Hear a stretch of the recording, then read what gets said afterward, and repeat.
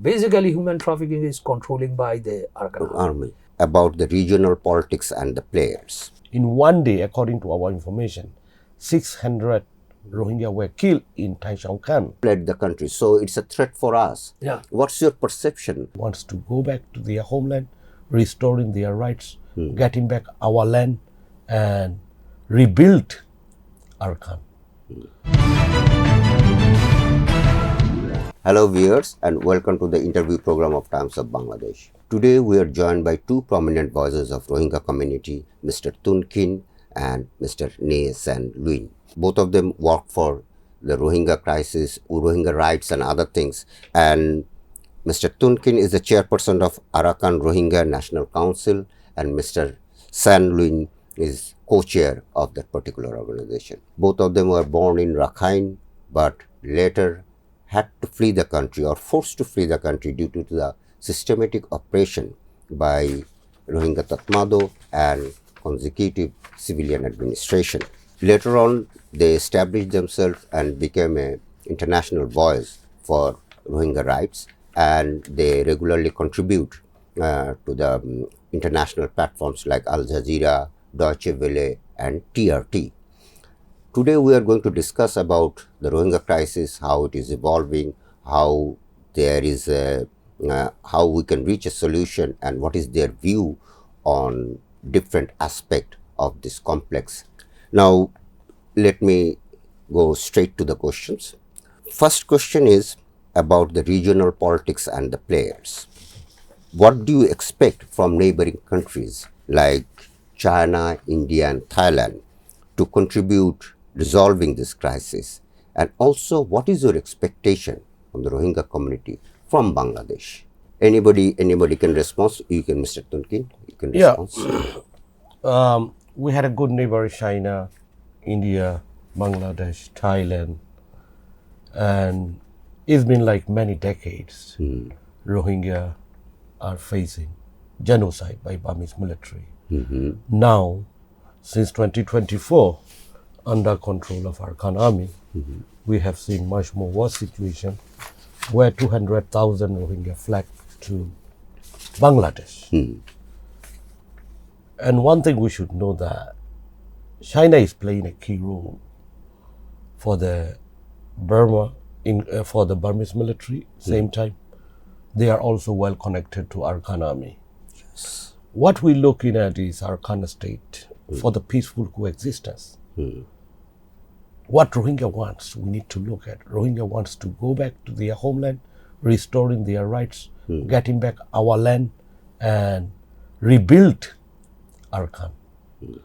So China, India, Bangladesh, especially China, is playing a key role. So we know that they have some investment interests, economic interests, and when there is no peace, there is no way you can develop your economics and this. And without peace, there is nothing to achieve. So one thing to get peace, it is important. Genocide need to be stopped by Burmese military because Rohingyas 120,000 in Sitwe, Aikyap, Arakan state. They are facing genocide by the Burmese military. Same time, Arakan army committing war crimes and crimes against humanity. And we have seen last 2 days ago from Human Rights Watch report how Arakan army killed Rohingya children, women, in one day, according to our information, 600 Rohingya were killed in Taishan. So the same way what we have seen by Burmese military, denial, Arakan army, same way denying the tactics, the same tactics. So it is important, China and other neighboring countries, to pressure Burmese military, same time Arakan army, who is controlling northern Arakan now, to stop these atrocities and also to accept Rohingya identity on all the Rohingya rights to restore. There is no way to rebuild Arakan without peace. Peace is very important. Thank you. The viewers is talking about the stability of Rakhine state, এবং also asking the neighboring countries, China and others, to influence Myanmar, both sides, Myanmar government and Arakan army, who is actually controlling the Rakhine state, so that peace can be restored and this Rohingya population that's which are now residing in Bangladesh can go back to their motherland. Now, my question is to Mr. Lwin. The growing militarization of Rakhine state appears to be deepening mistrust among all stakeholders. At the same time, both the Arakan army and Myanmar military have shown little regard for unarmed Rohingya civilians. In this context, how do Rohingya communities view the possible role of armed Rohingya groups, positively or negatively? Do you think that it's possible? Well, first of all, thank you so much for having us today here. We really appreciate your time. And in regard to this growing militarization and also the mistrust among all the stakeholders, that all created by them, not by us. We Rohingya people in Arakan or the Rakhine state, we want to live peacefully with the dignity. Dignity means our basic human right and the citizenship right, ethnic right. But since the early 1970, the Myanmar military, the Burmese military stripped of all our rights, and we became stateless within our own country since the 1978 military conducted the operation, and then in 1991, 2012, 2016, 17. So we can clearly see their intention that they want to wipe up the entire Rohingya population from that country. And basically this is a genocide. Everyone recognizes it. The case at the ICJ now. And in regard to the Arakan army, we wanted to trust them. Even in the Bangladesh media, they have said that they will respect the Rohingya human rights. They said so, yeah, we were expecting that they would really respect, they would really keep their word. But in the early 2024, 2 years ago, when they start controlling the Rohingya area, they start killing the Rohingya, torturing the Rohingya villages, and even the Budidong town just 2 years ago on May 17, more than 2 years already now, the whole town they burned down and pushed almost more than 200,000 Rohingya to Bangladesh. So how can we trust them? This all the mistrust created by them. So in regard to the role of the Rohingya armed group, of course, in Myanmar, if you look at all the ethnic group across the country, they have their own, armed group to protect themselves. So since the Rohingya were persecuted by the Myanmar military, now by the Arakan army for almost 5 decades now, no one protected us. International community, of course, they shown the concern, they have been sending the humanitarian assistance, but they could not save anyone's life. When the people are fleeing, when the people could not find the boat, and just like 2 years ago on August 5th, 2024, at the Naf River bank, thousands of people were waiting for the boat. Arakan army simply dropped the drone bomb and killed almost 300 people at one spot. So like, my colleague mentioned about this Huya City massacre just recently, the Human Rights Watch released the report. So no one can protect us. For us, actually, if no one is going to protect us, we should protect ourselves.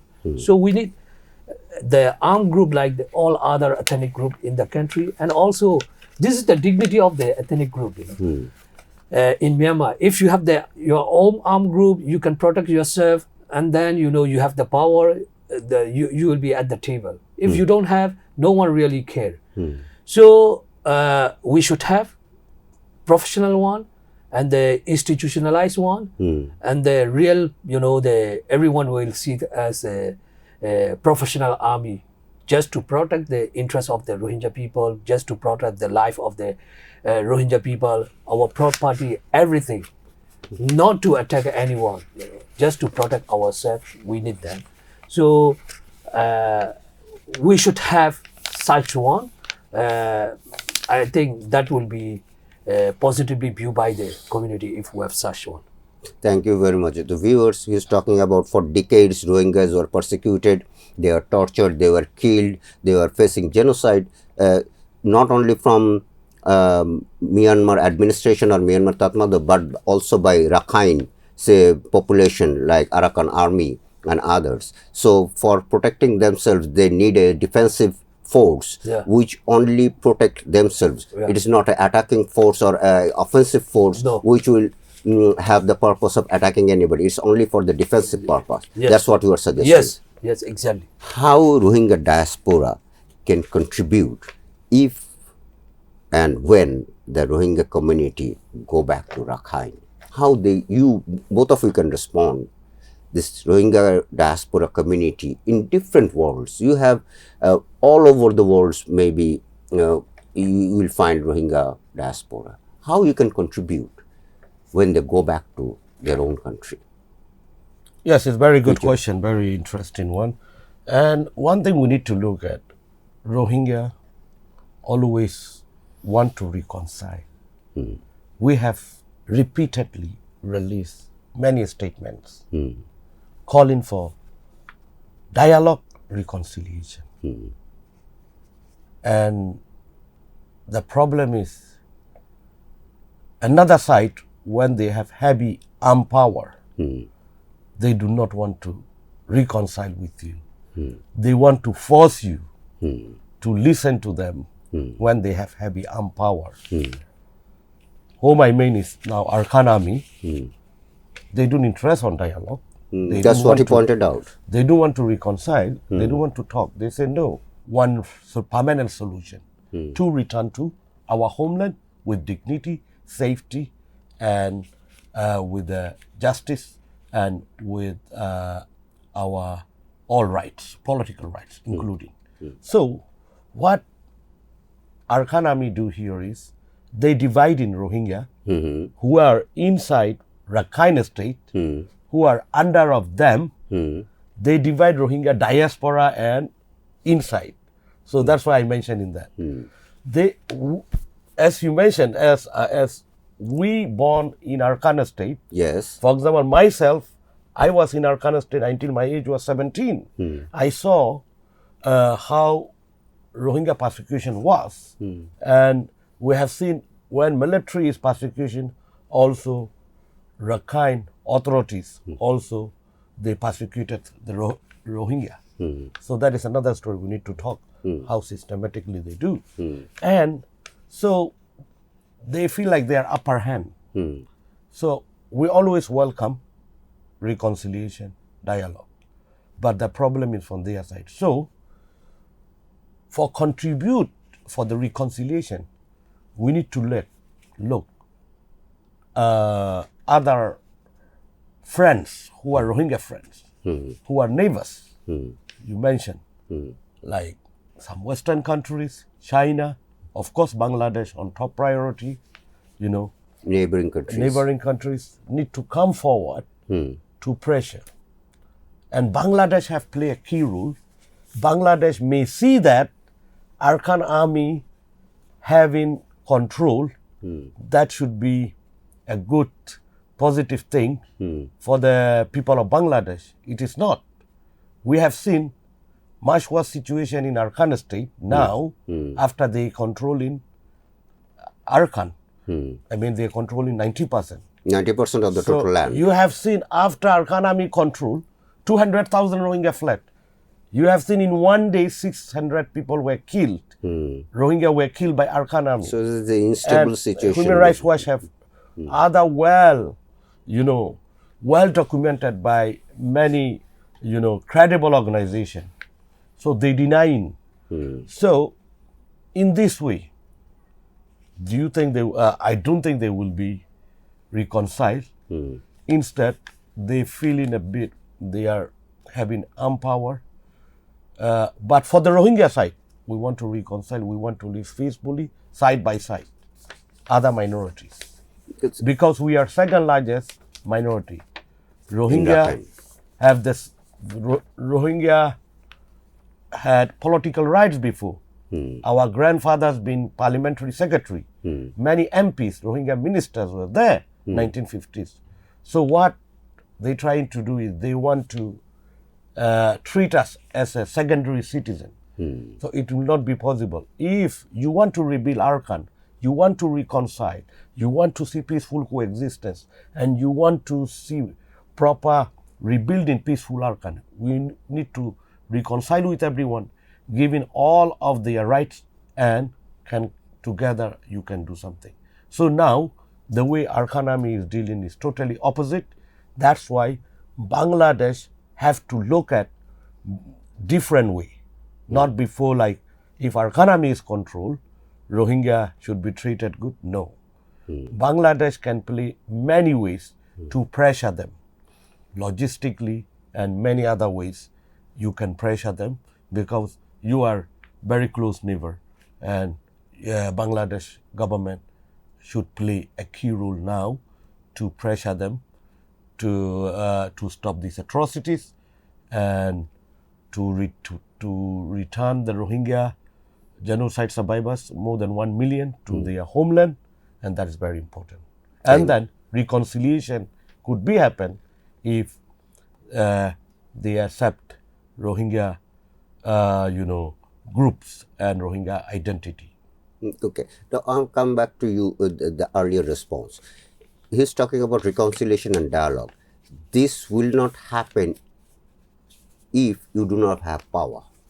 That's obvious. That, as he said, that Arakan Army is now saying, who are you?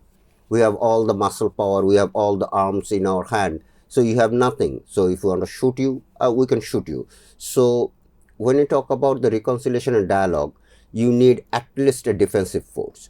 What is the status of forming at least a defensive force? And again, go back there, as he pointed out, that if Arakan Army controls the whole of Rakhine, is not helping Bangladesh, as because after 2024, 200,000 Rohingyas fled the country. So it's a threat for us. Yeah. What's your perception or what's your understanding about how Bangladesh should act in number one, and whether they are threat to Bangladesh or not, Arakan Army?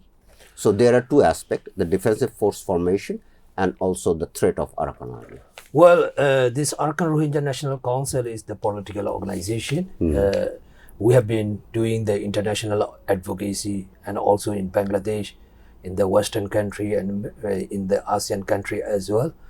So for us, we will find the political solution, but at the same time, we are not only the organization, there are the armed group on the ground, and they have to find a solution for the defensive force instead of having different group and the different strategy, and they have to reconcile themselves and having one institutionalized defensive force. That would really help, as we are the political activists, and we will encourage that needed, since we are not dealing with them.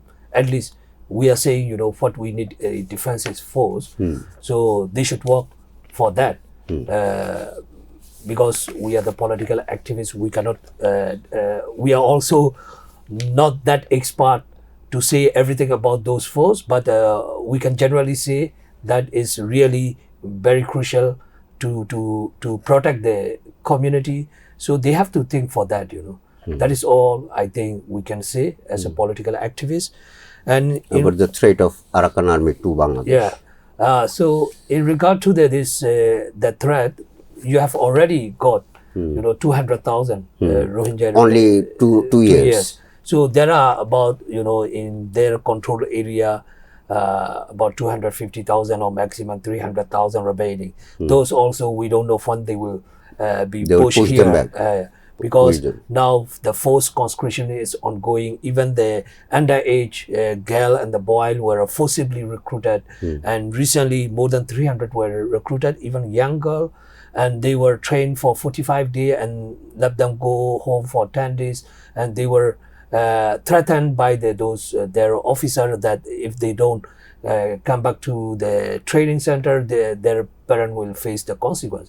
So in Rohingya community, we really value our daughters, so most of the people, they don't want their daughter, young daughter, the underage daughter, to be forcibly conscripted. That is the reason, as we speak, there will be some family at the border waiting to cross. The people are still fleeing, and also there is no livelihood, healthcare, and the education, nothing. Of course, they have been doing a lot of, the PR campaign over the supported media, and also they have the media outlet, in the name of some group and thing like that.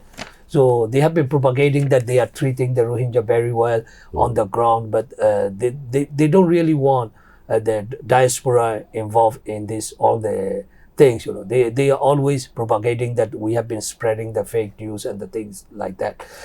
But in ground reality, really opposite to what they have been propagating, because it's similar to how military had been treating the Rohingya. Still, the Rohingya need the permission, by giving the money to travel from one village to another, one town to another. So the same thing are there. Thousands of people are under in detention. So these all are, the persecution. One side persecuting the Rohingya is a threat, because the people will be pushed to the Bangladesh. On the other hand, that they are controlling the territory. So from the border cross, the cross-border trade, and there are a lot of narco trade also under their watch. So whether they are involved or not, that is, they know the best. There are many allegations that they are controlling everything. Yeah, that is another one thing. Among their community, what they have been saying up to the Chittagong, where under the Arakan came there. So since the 1784, after the Arakan was occupied by the Burmese king, and they feel that they are living under the Burmese colonial. But here also some people going, coming, they have the both country citizenship, and they are also some are supporting, some are inside the Arakan army. They have families in both sides. Yeah, what they have been saying from we are not saying something by imagination, but what we found on the social media and the many other among them, one day they want to reclaim all this area. That is the national security threat to the Bangladesh.